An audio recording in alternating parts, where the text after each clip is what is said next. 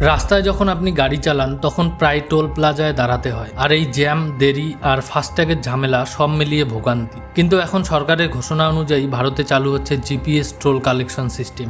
রাস্তায় যখন আপনি গাড়ি চালান তখন প্রায় টোল প্লাজায় দাঁড়াতে হয়, আর এই জ্যাম, দেরি, ফাস্ট্যাগের ঝামেলা সব মিলিয়ে ভোগান্তি। কিন্তু এখন সরকারের ঘোষণা অনুযায়ী ভারতে চালু হচ্ছে জিপিএস ভিত্তিক টোল কালেকশন সিস্টেম। ভারতে বর্তমানে 1100+ টোল প্লাজা রয়েছে। ফাস্ট্যাগ চালু হলেও যানজটের সমস্যা পুরোপুরি মেটেনি।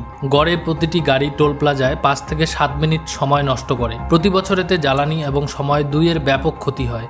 ফলে সরকার বিকল্প খুঁজতে থাকে এবং উঠে আসে জিপিএস টোলিং পদ্ধতি। জিপিএস টোলিং হচ্ছে এমন একটি টেকনোলজি যেখানে গাড়ির ভিতরে থাকবে জিপিএস ডিভাইস।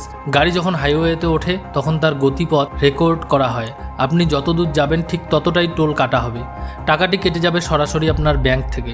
2023 সাল থেকে কিছু হাইওয়েতে ট্রায়াল শুরু হয়েছে, যেমন দিল্লি মুম্বাই এক্সপ্রেসওয়ে। সরকার বলেছে 2025 সালের মধ্যে দেশের বেশিরভাগ টোল সিস্টেমে জিপিএস টোল চালু হবে। কেন্দ্রীয় সড়ক পরিবহন মন্ত্রী নীতিন গডকরি একে গেম চেঞ্জার বলেছেন।